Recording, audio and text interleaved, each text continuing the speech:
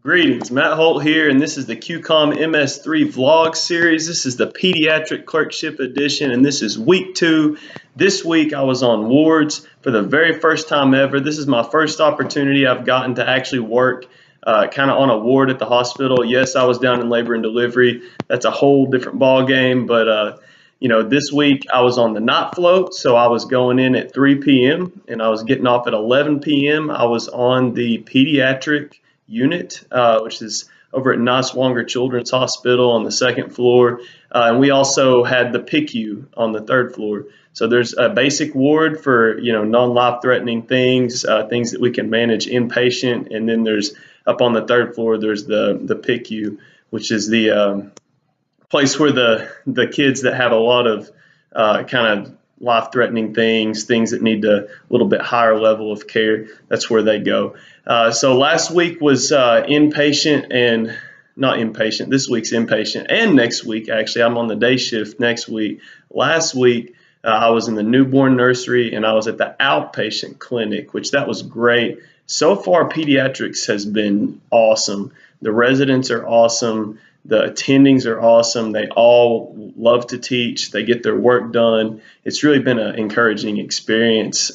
This past week we had our first quiz as well. So if you don't know how it works on pediatrics, there's this online site called Aquifer, and there's 32 pediatric cases. You have 4 quizzes over the rotation, and there are about 24, 25 questions on each quiz, and they come directly off the Aquifer cases. So you're basically responsible for doing 8 cases each week, which you have a quiz on every Wednesday.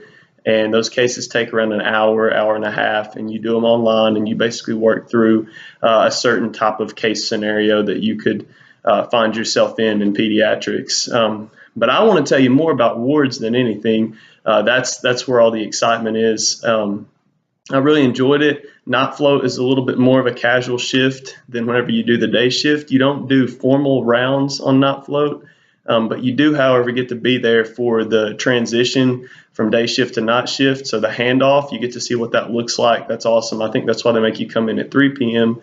You're basically getting there and watching the day shift residents and attending kind of finish up the day. They've probably already finished their morning rounds, and they're handing it off to the night team. So the residents that are on night team stay there from about 3 p.m. until around 5 or 6 a.m., actually more like 6 or 7 a.m. the next morning. But the med students, we get to go home at 11, which is nice. It's not quite the begrudgery of the labor and delivery night shift when you're going in at 5 and leaving at 5 a.m. So anyways, we get there, kind of watch, them wind the day down. And then at 5 p.m., they have what's called table rounds. And so what table rounds are, well, first of all, what rounds are is you want to see, it's like a team of doctors and nurses and folks that are taking care of patients on wards. You want to be able to see the patient each day to see how they're progressing, see if they're getting better. And on the day shift, they do a more formalized approach to that, where they literally walk around to each room. But on night shift, there's a handoff. So right at 5 p.m. is whenever the 2 residents that are going to be on night shift come in and meet with the 2 residents that were on day shift. And sometimes there's the attending there as well. The attending does his handoff around 3 p.m. So there's a new attending that comes on as well. So the attending's already been caught up to date on everything. So then the residents get caught up to date. From my experience, there was a senior resident, which is technically a second-year resident, and then there was an intern, first-year resident, and they kind of hand off there. And you do table rounds, so you have a chart. It's kind of like an Excel sheet that has all the patients on it, all their main problems, all the action steps, things that need to be done, things we're looking for, results we're waiting on to get back from the lab, things like that. And you just talk through each set of patients for each day. Wards has been really cool, kind of getting used to it, seeing what it's like to be up on the floor. I got to work with my boy Peter Blauser. It was a lot of fun working with him. And a big shout out to Dr. Widener and Dr. Usdom. Dr. Widener was the second year, and Dr. Usdom is actually a family med resident from Bristol. He's in his second year of residency, but whenever you do pediatrics, you kind of function as the intern first year whenever you're doing pediatrics.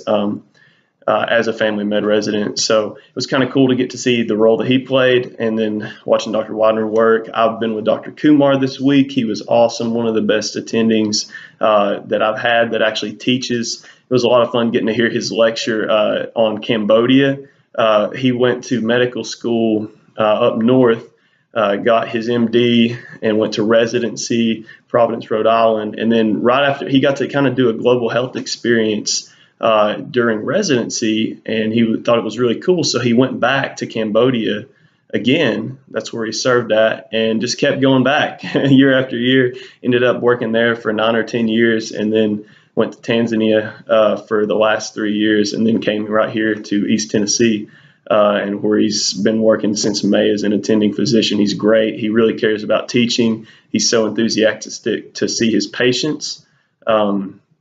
He really cares. He always has a lot of fun with the patients, and that's awesome. It's been true across the board for pediatrics. The physicians that I've worked with have been so excited to see these children, and it's really been an encouraging experience. I've loved being on the wards this week. I can't wait to see what it's like for day shift on wards, and I'm really looking forward to everything that pediatrics has to offer. I've still got my NICU rotation coming up, and then I've got my elective rotation in infectious disease, and then we'll be done. It is winding down quick already, and we're just in week 2. So anyways, I hope you guys join me next time, and I will finish up this sort of discussion on what it's like to be on the pediatric unit. I'm going to get my night shift experience, just did it, and I'm about to get my day shift experience this week coming up. So join us back. Take care.